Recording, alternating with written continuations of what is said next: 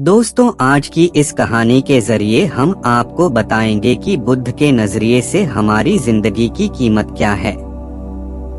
हम में से बहुत से लोग अपनी जिंदगी की वैल्यू नहीं समझते और अपने जीवन को ऐसी चीजों में बर्बाद कर देते हैं जिनसे हमारा नुकसान ही होता है। कुछ लोग अपनी जिंदगी शराब के पीछे बर्बाद कर देते हैं, तो कुछ लड़कियों के चक्कर में और कुछ अपनी सारी जिंदगी पैसा करके बर्बाद कर देते हैं। आज की इस गौतम बुद्ध कहानी के जरिए आप जानेंगे कि हमारी जिंदगी कितनी कीमती है और हमें अपनी इस कीमती जिंदगी को किस तरह जीना चाहिए। एक बार की बात है, गौतम बुद्ध अपने शिष्यों को जिंदगी से जुड़ी अच्छी बुरी चीजों का ज्ञान दे रहे थे। सभी शिष्य उनकी बातों को बहुत ध्यान से सुन रहे थे। उन सभी में एक शिष्य ऐसा था जिसे प्रश्न पूछने की बहुत आदत थी।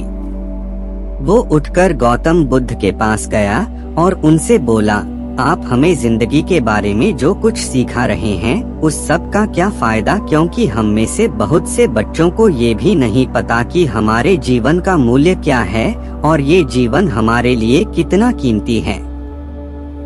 पहले आप हमें ये बताइए कि इस जीवन का मूल्य क्या है।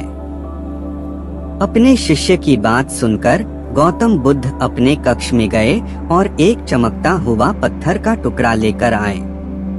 वो टुकड़ा उन्होंने अपने शिष्य को दिया और बोले, मैं तुम्हें इस जीवन का मूल्य तब बताऊंगा जब तुम इस पत्थर का सही मूल्य पता लगाकर आओगे। साथ ही ये ध्यान रखना कि तुम्हें ये पत्थर का टुकड़ा किसी को बेचना नहीं है।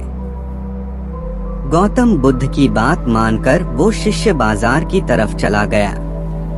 बाजार में सबसे पहले उसकी नजर एक फल बेचने वाले पर पड़ी और उसने वो पत्थर उस फल वाले को दिखाया और बोला, इस पत्थर के बदले आप मुझे कितने फल दे सकते हो। फल वाला बोला, ये पत्थर कुछ खास तो नहीं है, लेकिन फिर भी इसके बदले में तुम्हें 10 केले दे सकता हूँ। वो शिष्य उस पत्थर को लेकर आगे चला गया। फिर उसे एक सब्जी वाला मिला। शिष्य ने उस सब्जी वाले से उस पत्थर की कीमत पूछी। सब्जी वाले ने उस पत्थर को ध्यान से देखा और बोला, इस पत्थर की कीमत के बदले में तुम्हें ज्यादा से ज्यादा 1 बोरी भरकर सब्जियां दे सकता हूँ। इसके बाद वो शिष्य उस पत्थर को लेकर एक सोने के व्यापारी के पास गया। उस पत्थर की टुकड़े की चमक देखते ही उस सुनार ने उसकी कीमत 100 सोने के सिक्के लगाई। शिष्य ने वो टुकड़ा बेचने से मना किया तो वो सुनार उसके बदले 200 सोने के सिक्के देने को भी राजी हो गया, लेकिन शिष्य ने वो पत्थर नहीं बेचा। इसके बाद वो शिष्य एक हीरों के व्यापारी के पास गया और उनके सामने उसने वो पत्थर के टुकड़े को रख दिया।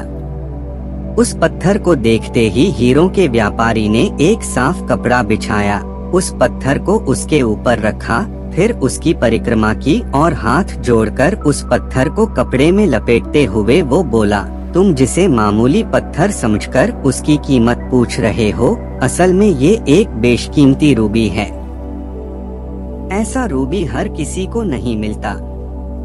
मैं अगर अपना सब कुछ बेच भी दूं तो भी इसकी कीमत नहीं चुका सकता।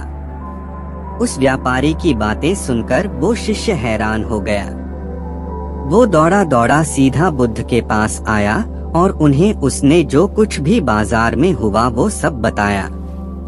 उसकी अचरज भरी बातें सुनकर गौतम बुद्ध बोले, तुम्हारे सवाल का जवाब इस रूबी की कीमत में ही छिपा है। हमारा जीवन भी एक रूबी है, रूबी की तरह ये भी बेशकीमती है, लेकिन हम इस बात को हमेशा नजरअंदाज करते हैं और अपने जीवन का मूल्य नहीं समझते।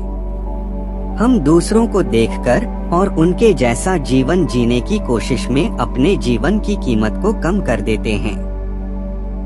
हम ये सोचते हैं कि हमारी जिंदगी की कीमत वही है जो दूसरे हमें बताते हैं, लेकिन ये बात हमेशा ध्यान रखना कि सामने वाला अपनी हैसियत, बुद्धि और अपनी समझ के हिसाब से तुम्हारी कीमत लगाता है। जिंदगी सिर्फ एक बार मिलती है, इसलिए इसको बर्बाद ना करें। अपनी जिंदगी को उतना ही कीमती समझें जितना कीमती आप अपने बैंक में रखे रुपयों को समझते हैं। आज के समय में लोग अपनी जिंदगी से ज्यादा कीमती प्यार, पैसों और दिखावे से भरी चीजों को समझते हैं। प्यार के चक्कर में लोग सुसाइड कर लेते हैं। पैसों के चक्कर में ऐसा काम करने लग जाते हैं जिससे उनकी जिंदगी बर्बाद हो जाती है। नाम कमाने के चक्कर में उल्टे सीधे काम करने लग जाते हैं। हमेशा याद रखें कि दिखावा करना जरूरी नहीं है। प्यार दोबारा मिल सकता है, पैसा फिर कमाया जा सकता है, लेकिन जिंदगी को फिर से पाया नहीं जा सकता। इसलिए अपनी इस बेशकीमती जिंदगी को अच्छे से जिएं। हर पल का आनंद लें। कभी ये ना सोचें कि आप इस दुनिया में किसी काम के नहीं है, ना कभी ये सोचें कि आपकी जिंदगी व्यर्थ है। आपके होने या ना होने से कुछ फर्क नहीं पड़ता। जब भी ऐसे नेगेटिव विचार आपके मन में आए तो खुद को बस ये याद दिलाएं कि जीवन एक रूबी है और ये बेशकीमती है। दोस्तों, गौतम बुद्ध की बहुत सी शिक्षाप्रद कहानियां आपने देखी होंगी। आज इस वीडियो के जरिए हम आपको गौतम बुद्ध की एक ऐसी कहानी के बारे में बताएंगे जो आपको जीवन में सफल होने के लिए बहुत काम आएगी। भगवान बुद्धा की इस कहानी के जरिए आप जानेंगे कि सफल होने के लिए किसी व्यक्ति का सिर्फ मेहनती होना काफी नहीं होता, बल्कि एक व्यक्ति में और भी कई ऐसे गुणों का होना जरूरी है जिनकी मदद से वो खुद को सफल बना सकता है। इस जीवन में हम सभी किसी न किसी काम में सफलता पाना चाहते हैं, लेकिन कई बार बहुत मेहनत करने के बाद भी हमें सफलता नहीं मिल पाती। ऐसा हम सभी के साथ होता है। कई बार हम असफल होने की वजह से काम को अधूरा छोड़ देते हैं और कई बार हम असफल होने के डर से किसी काम को शुरू ही नहीं कर पाते। आज की इस सफलता के लिए गौतम बुद्ध की प्रेरणादायक कहानी के जरिए आप जानेंगे कि सफलता पाने के लिए एक व्यक्ति के अंदर क्या क्या गुण होने चाहिए। एक बार की बात है, गौतम बुद्धा अपने कुछ शिष्यों को साथ लेकर प्रवचन देने के लिए एक राज्य से दूसरे राज्य की तरफ जा रहे थे। सफर बहुत लंबा था तो वो अपने साथ पहले ही खाने पीने की सभी चीजें लेकर चले। सफर के दौरान उनके एक गांव मिला जो कि पूरी तरह से खाली था। चारों तरफ सिर्फ झोपड़ियां और सूखे खेत ही थे। उसे देखकर ऐसा मालूम पड़ता कि वहाँ के सभी लोग पानी की कमी के चलते अपना सब कुछ छोड़कर वहाँ से कहीं और चले गए हैं। उस गांव में एक छोटा सा कुआं भी खुदा था। बुद्ध के शिष्यों ने जब उस कुएं में झांका तो वो भी खाली था।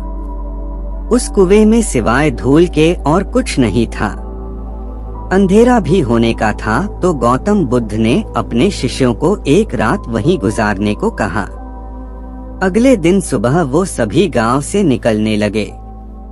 वो लोग जैसे ही गांव से थोड़ा बाहर निकले तो उन्होंने देखा कि एक जगह पर बहुत सारे छोटे बड़े गड्ढे खुदे हुए थे। वो थोड़ा और आगे बढ़े तो उन्होंने देखा कि वहाँ हर थोड़ा दूरी पर वैसे ही सैकड़ों छोटे छोटे गड्ढे खुदे हुए थे। गौतम बुद्ध भी ये सब देख रहे थे, लेकिन वो इस बारे में कुछ बोले नहीं। उनके शिष्यों के मन में ये सवाल आने लगा कि आखिर यहाँ इतने सारे गड्ढे क्यों बनाए हुए हैं? ऐसा करने की क्या वजह हो सकती है? अपने मन को शांत करने के लिए एक शिष्य ने अंततः गौतम बुद्ध से वहाँ बने गड्ढों के बारे में पूछ ही लिया।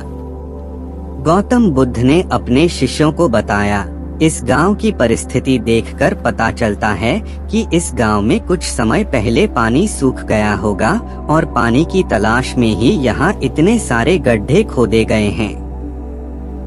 जिन लोगों ने ये गड्ढे खोदे उन्होंने मेहनत तो बहुत करी, लेकिन किसी ने भी धैर्य नहीं दिखाया।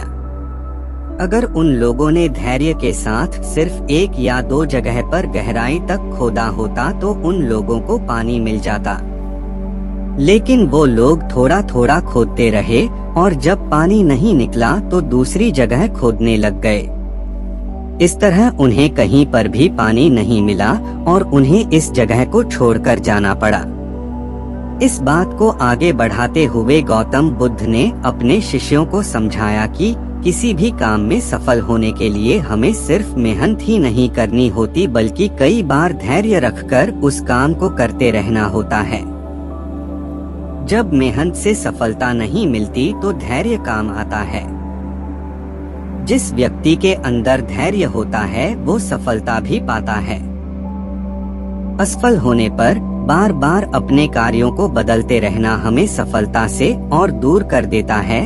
इसलिए किसी काम में अगर आप बहुत मेहनत करते हैं लेकिन सफल नहीं हो पाते तो थोड़ा धैर्य रखें। अगर आपका काम और लक्ष्य सही होगा तो सफलता जरूर मिलेगी।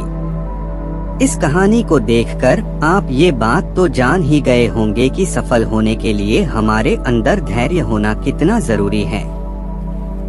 जिस तरह बगुला मछली की तलाश में धैर्य के साथ खड़ा रहता है, उसी तरह हमें भी मेहनत और धैर्य के साथ अपने काम करते रहना बहुत जरूरी है।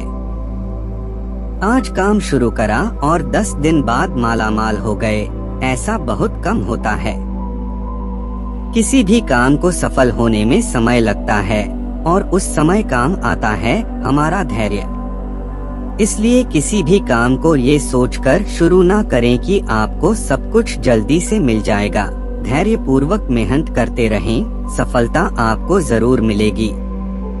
एक बार गौतम बुद्ध एक शहर में प्रवास कर रहे थे। उनके साथ कुछ शिष्य भी थे। एक दिन उनके शिष्य शहर में घूमने के लिए निकले। वे शहर में घूम ही रहे थे कि तभी शहर के कुछ लोगों ने उन्हें अपशब्द कहे। उनके बुरे शब्दों को सुनकर शिष्यों को बहुत बुरा लगा और वे वापस लौट गए। बुद्ध ने देखा कि शहर से लौटकर आए उनके सभी शिष्य बहुत क्रोध में दिखाई दे रहे हैं। उन्होंने शिष्यों से पूछा, क्या बात है, आप इतने तनाव में क्यों हैं? तभी एक शिष्य क्रोध में बोला, हमें यहाँ से तुरंत चलना चाहिए। जब हम बाहर शहर में घूमने गए थे तो यहाँ के लोगों ने बिना वजह हमें बहुत बुरा भला कहा। जिस जगह हमारा सम्मान नहीं हो वहाँ हमें नहीं रहना चाहिए। बुद्ध ने कहा, क्या किसी और जगह तुम अच्छे व्यवहार की अपेक्षा रखते हो? दूसरे शिष्य ने कहा, इस शहर से तो अच्छे लोग ही होंगे। तब गौतम बुद्ध बोले, किसी जगह को सिर्फ इसलिए छोड़ देना ठीक नहीं कि वहाँ के लोग बुरा व्यवहार करते हैं। हमें तो कुछ ऐसा करना चाहिए कि जिस स्थान पर भी जाएं, उस स्थान को तब तक नहीं छोड़े जब तक अपनी अच्छाइयों से वहाँ के लोगों को सुधार न दें।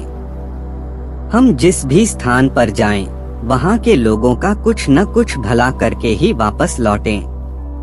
बुद्ध ने कहा, जिस प्रकार युद्ध में बढ़ता हुआ हाथी चारों तरफ के तीर सहते हुए भी आगे बढ़ता जाता है, ठीक उसी तरह उत्तम व्यक्ति भी दूसरों के अपशब्दों को सहते हुए अच्छे कार्य करता रहता है। खुद को वश में करने वाले प्राणी से उत्तम कोई और नहीं हो सकता। बुद्ध की बात शिष्यों को अच्छी तरह से समझ में आ गई और उन्होंने वहां से जाने का इरादा त्याग दिया।